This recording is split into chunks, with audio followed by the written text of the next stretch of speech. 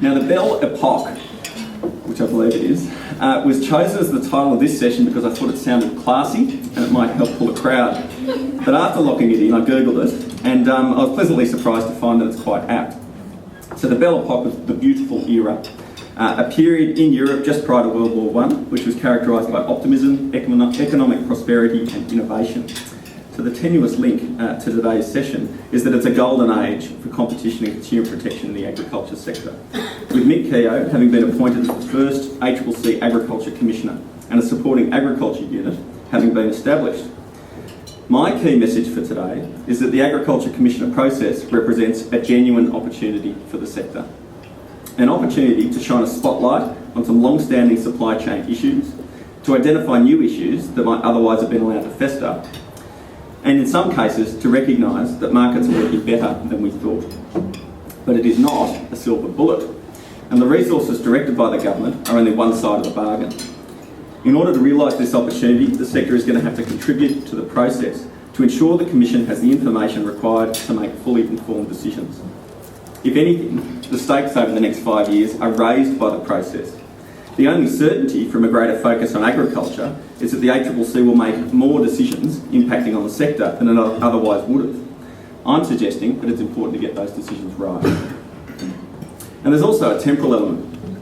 It's unlikely that agriculture will be singled out forever, and now is a fine time for the sector to reflect on the issues that it is concerned about and how it can effectively engage with the ACCC.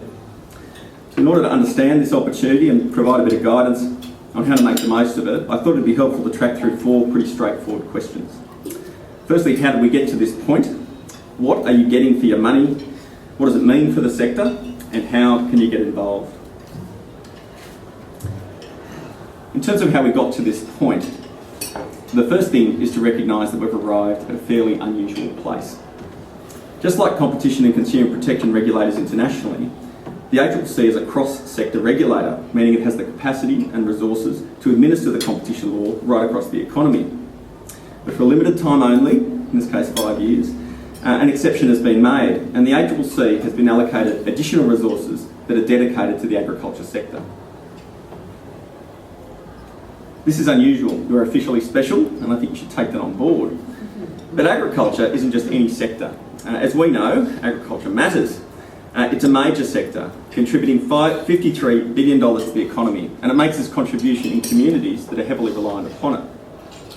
Ensuring the viability and ongoing investment in the agriculture sector is critical, and this will only happen if investors are confident that markets are functioning properly. The sector is also poised for great things. Since the mining boom faded to black, we've been on the lookout for the next big thing. There is much excitement about the dining boom securing our economic future. For those that think we'll struggle to sell rice to China, the focus is on the deli boom, based on increasing demand for high-end Australian food products. And it's not wishful thinking.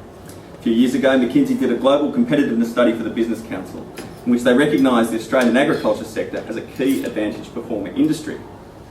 Growth in Asia may have retreated from dizzy heights, but it's still in its very early stages. As Australia has the benefit of geographic proximity, a competitive cost base, and a strong reputation for quality food products, it's becoming easier to interest local and foreign investors in opportunities for growth in the agriculture sector. But the sector is not without its share of problems, both actual and perceived.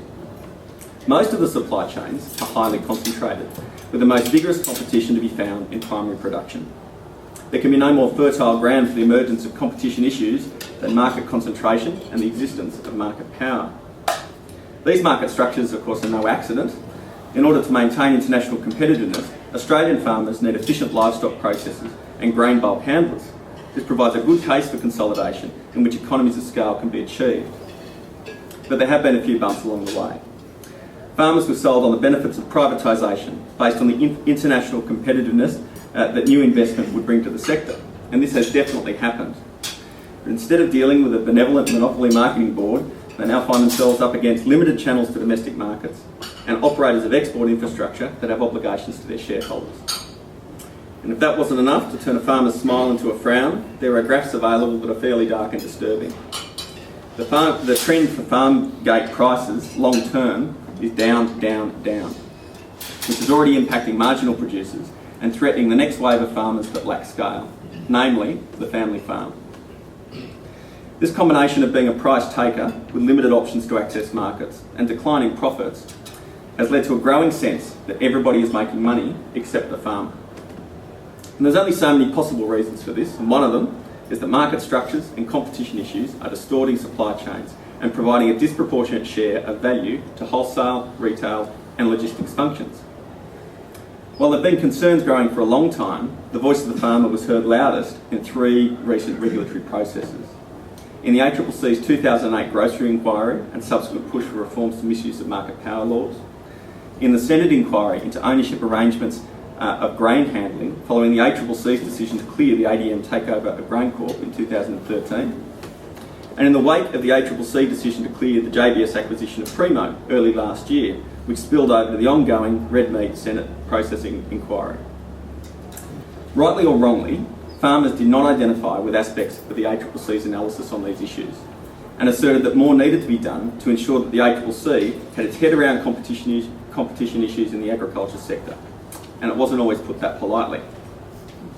With all of these streams converging, the government now had reasons to both move and to be seen to be moving, and move it did. So what did you get for your money? Well, before we go to the value proposition, I better start with simply what you got. A key element of the agriculture white paper was to create, and this is a doctored quote, a more competitive business environment for a stronger agriculture sector by allocating $11.4 million to boost engagement with the sector, including a new commissioner dedicated to agriculture to encourage fair trading and strengthen competition in agriculture supply chains. So if you unpick this, firstly, you got $11.4 million, which in the context of shrinking bureaucratic budgets, not a bad effort. It demonstrates a genuine commitment to the issue by ensuring the ACCC can create a new ag unit with enough live bodies to have meaningful engagement with what is a rather large sector and no shortage of competition issues. You also get a commissioner, which is pretty incredible really. The Ag Commissioner is one of only 7 ACCC commissioners. This seat at the table will give the ACCC enhanced capability to wrestle with the complexity of agriculture supply chains and should be the envy of other sectors. The success of any commission appointment comes down to the individual, and in this case, Mick Keogh has been well received by the sector. Highly regarded for his experience and thought leadership, Mick's greatest challenge is likely to be keeping the expectations of the sector in check. This is because, rather than being in charge of all things ag, the Ag Commissioner will sit within the current structure of the ACCC. It needs to be understood that the Ag Commissioner will not have a casting vote on agriculture issues, and those issues will continue to be considered by the whole Commission. An opportunity to provide a perspective does not amount to a final say.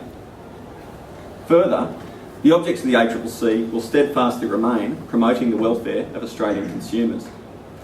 The Ag Commissioner process won't turn the ACCC into a close friend of the sector that could be expected to fall in behind the sector on any possible issue.